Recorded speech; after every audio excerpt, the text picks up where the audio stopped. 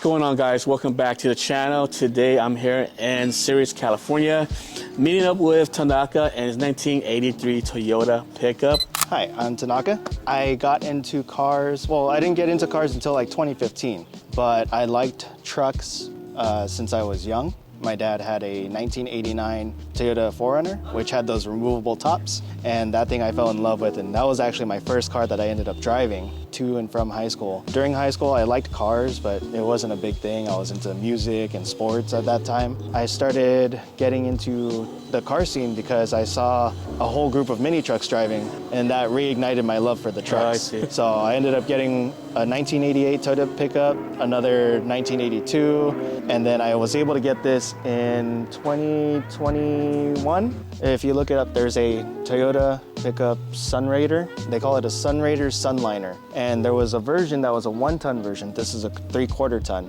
And it had a dually rear end. And it just looked so awkward, so big, and so wide that I knew would be my truck eventually. Like I would find one. No, no one in my family was into cars. I ended up liking cars purely because of that 4Runner. That was it. I just wanted a big, beefy truck. But I did get introduced to Gran Turismo 2 when I was younger. My cousin at the time, he had let me drive around a R34 Skyline in the game. So that was kind of cool. My uncle, his car outside was a 200SX Turbo. And I thought that car was cool because it had a digital speedometer and it still had pop-up headlight. And to me, I was like, oh, cool, you could go nighttime and then you could go aerodynamic. You know, the kid thinking. That's really what I started with, getting into cars.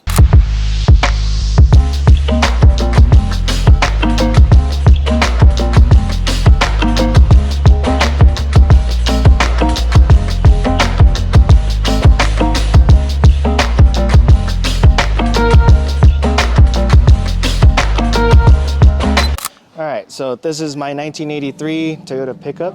It's a 3/4 ton, modified by a company called Sunrader, and this was their Sunliner model. Sunrader and Sunliner, that was their designation because they were an RV company and they would modify these trucks to have that extra cab. So I took this 1983, which normally has rectangle headlights, and I changed it to a 79 to 81 front end because I liked the circle headlights, and they seem to project light a little bit better, in my opinion.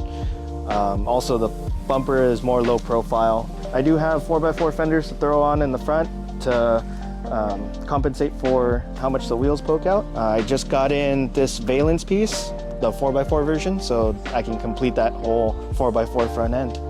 The paint, that'll be completely last. Like I've done this truck in the slowest way possible, but I want to make sure that I go through and do things and not have to redo them. So like I didn't lower it until earlier this year, and I've had it for 2 years before that. And I knew I had to do work on the floor, I had to do the interior and the fuel lines, and having a truck be stock height was way easier because I wouldn't have to deal with jack stands in my way. But I do want to paint it the original color, which is this cream. And I think the previous owners painted it yellow just because it was in some sort of accident. I don't know what kind, but I know there's a piece on the bed that is all fiberglass. So how did you come upon this car right here? I actually kept telling my friends, like, I want one of these cars. And then, so they would just keep an eye out. And my friend Kevin, Instagram, Not a Technical, he found this on OfferUp up in Lodi. The husband and wife were moving. This was their family car to go on their camping adventures and stuff. And they were moving, so they wanted to sell it because it wasn't running. The engine was knocking and there was a whole bunch of other problems. And so I met up with them. Oh, I met up with the wife. She showed me around the truck, told me anything that she knew, which they both didn't know much. Sold it to me for $1,300 out of the $1,500 that they were asking. Mainly they chose me because everyone else was trying to lowball them.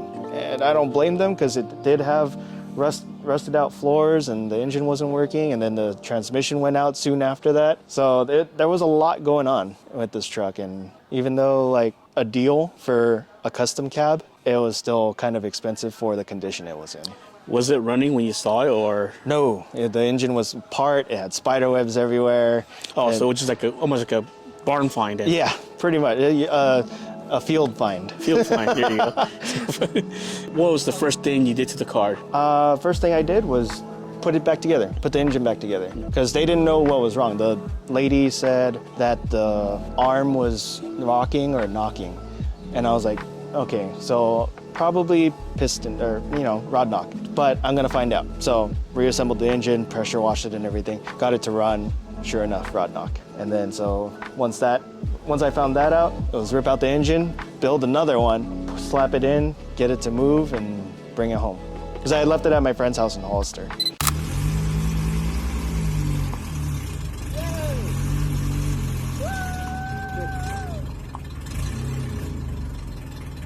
These are Hayashi Racing Talon wheels that were two-pieced. So it's two-piece welded. I found them, a friend who is up in Grass Valley, and he sold them to me. And they were pretty ugly at the time. And then so I went up, bought the wheels, came back down, gave them to my friend Walter, and he polished them up, and then I painted them. So I also had to send them off to get re-drilled because they weren't the right bolt pattern. Oh, okay. And was it rebarreled, or was it like it came like that? No, it came like that. Wow. I don't know who did the work, or if maybe that came factory, but the way they are is how they came, and that's how they found it. My friend found it in someone's yard, and they had a bunch of Z's, but I don't think that's not the right pattern for Z's either. So guy just had them, and then he sold them. Yeah, you got some friends that can find things. Yeah, I do. I am very grateful. I've met a lot of these friends from airsoft, from cars, and all those communities in general. I think I need your friends to find me the GTS.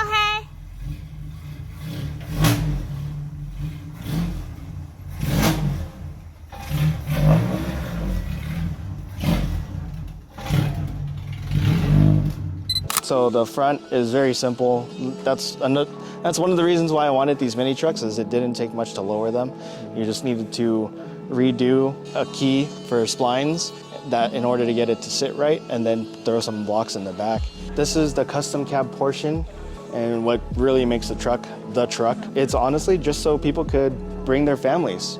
Back in the 80s, they didn't have access cabs or dual cabs or crew cabs. So this was their option, was to go to these RV companies like Sunrader or Winnebago, order a truck that had the custom portion put on, and that was it. That's how they went on vacations with their family if they couldn't get an RV.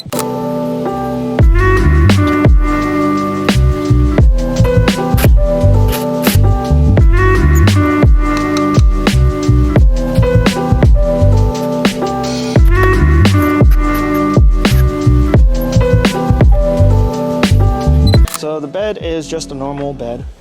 It's a long bed, which is 7 feet long and I think like 5 feet or so wide. And this bed cover comes from Craft Tech. It's made in Texas, and then they shipped it over. They don't make very many of these, so they didn't really know the logistics of it. So I had to go and buy new, longer struts, because they came with shorter struts that only lifted up, which that's not very usable. No, it's especially not. if I need to reach something all the way in my toolbox. You have to crawl in there. Yeah. I tossed in a toolbox to keep everything in there, and then this is the portion that's fiberglass. Oh, okay. So you can kind of see how awkward it looks. Yeah, even the gas cover is kind of off a little bit. Yeah. So you got metal, and then you got fiberglass. I guess it's super weird. Somebody must have backed up into it by accident. Probably, and that probably totaled the truck. The truck was originally a salvage title, and I didn't care about that because the frame itself looked straight. Gas tank when I bought it was empty, which was really important. I could always find another bed, or what I have right now, I went to the junkyard and I found a long bed that I cut the portion out, so I could just replace that part of the bed. Yeah. And this is made for this truck, or is it just kind of a universal piece? Oh, it's made for this truck. So Craft Tech, they did a really good job trying to figure out how to, make them for the 79 to 83 trucks, especially the long beds. The long beds no one makes covers for. The short beds, you could find someone that makes a cover that would fit. Like my 82, I used a Ford Ranger roll-up cover. Yeah. And I had to drill through it like this in order to get it to stay, but it worked. So I'm sponsored by Stance Mini Trucks and also Arc Audio. Hayward Alignments, that's a friend that is running a solo business just like Carlos, and he does purely alignments, and he ensures to touch every single part of your suspension in order to get it dialed in. Arc Audio, luckily I've been graciously sponsored by them. They provide me with all my audio stuff that I've thrown in my cars. So this truck is fully done for right now, but all my previous cars and my current cars, they all have Arc Audio stuff in them.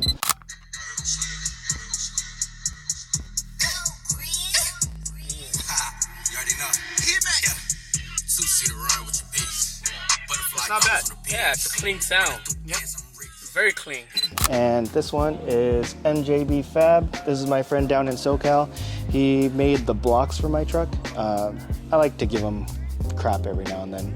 And so when I ordered 4-inch blocks, he gave me 4.5-inch blocks. Oh. So this is lower than I actually wanted to be.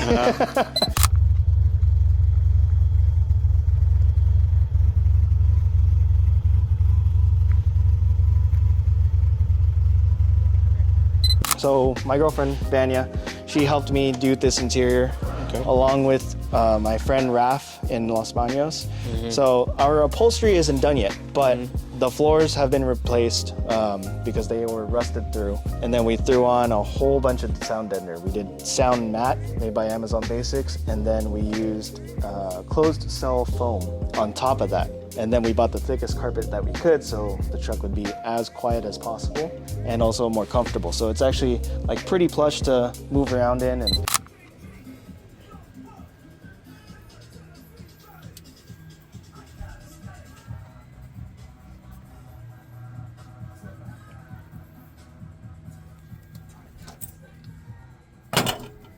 that helped out when we were redoing the back. So the floor on the back is literally just wood. Oh, okay. Sheets of wood. So all just pieces of wood from here to there. So here is the floor is just wood. Wow. And you could actually see some of it, or not see some of it, but so this is the section that's raised. Oh, I see. And we put sound deadening, we put foam, and then we put this fake laminate wood for now. But it'll be redone with hardwood when possible. And I'm also trying to figure out if I'm going to sink the subwoofers into the floor and have them fire up, because I do have all this real estate underneath the truck that doesn't have anything in the way.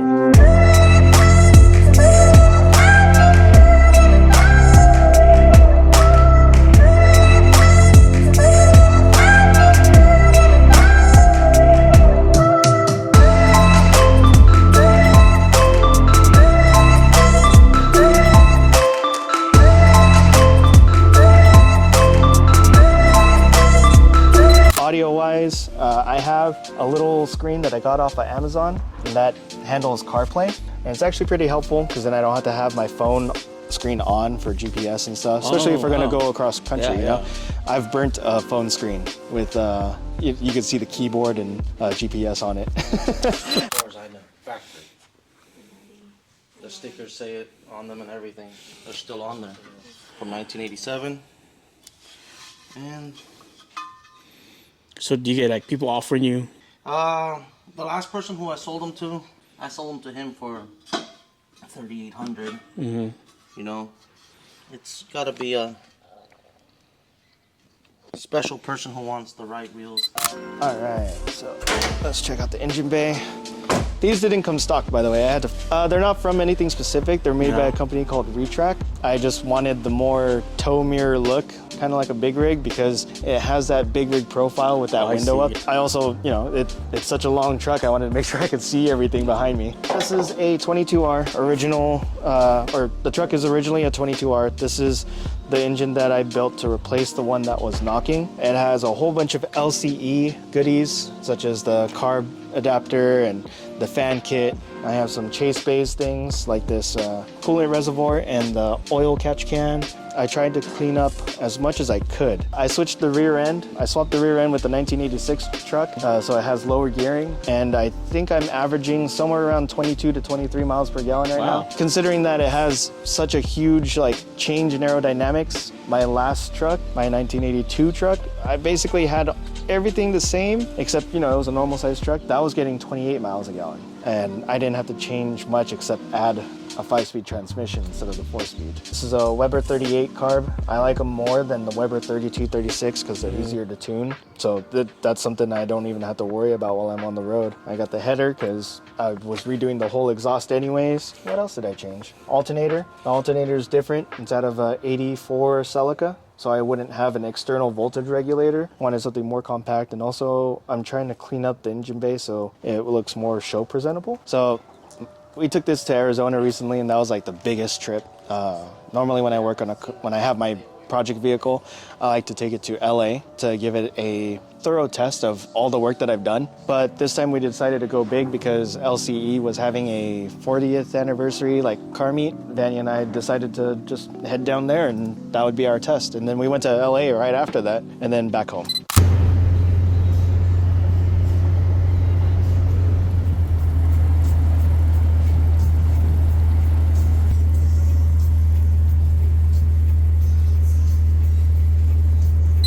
One last thing, these speaker pods that I have here on the kick panels, they were made by Super Smash TV, underscores between each word. He 3D printed them for me, designed them for me exactly how I wanted, and they will be available soon.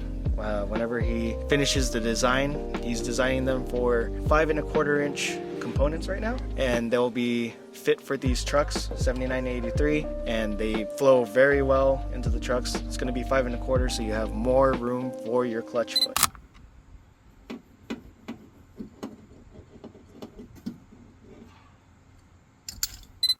I just want to give a shout out to everyone that's helped me with the truck.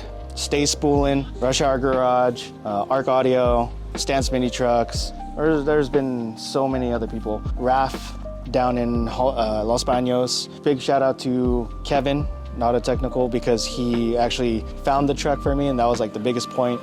Kelvin, 1980 Flow is his Instagram. He gave me a spot to work on this for 4 to 5 months because it wasn't running. I needed that space to work on it, and he gave me that ability. Otherwise, I wouldn't have been able to take this as a project. Big shout out to my girlfriend. She's been helping me throughout the entire process, picking up parts when I was waiting for my funds to be okay. Don't do this. I keep an Excel sheet of everything that I've done and how much it costs, and it looks terrible. But it's nice to know what I have accumulated. Yeah, like what parts I need, and I keep part numbers and everything. I have every single receipt that I've spent. Yeah, just like any of my cars, I always like to keep a record of everything.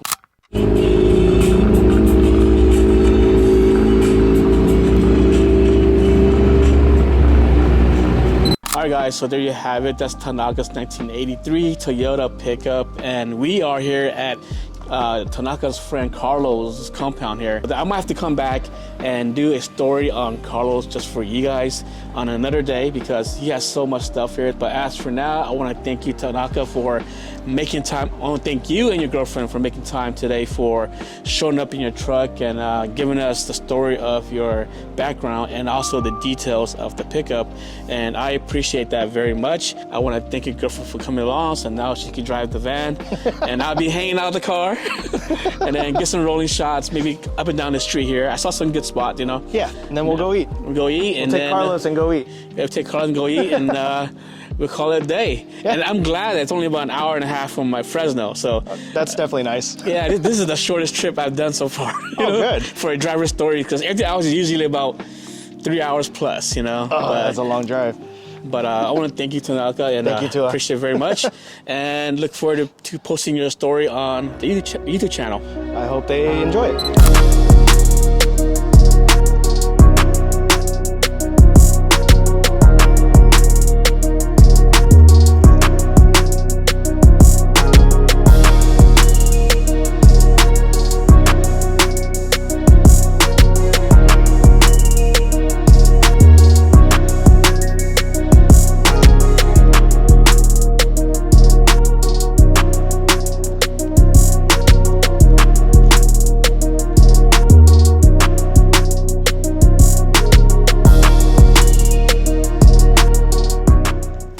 Twisted Pig. You guys been in before?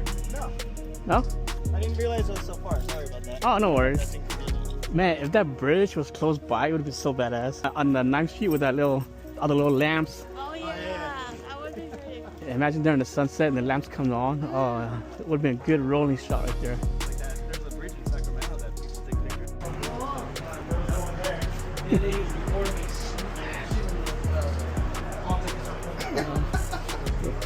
Thanks.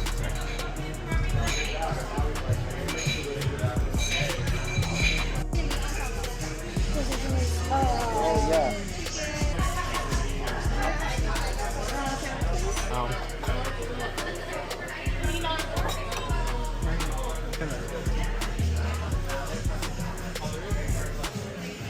What? The full board? Oh, yeah, it's good.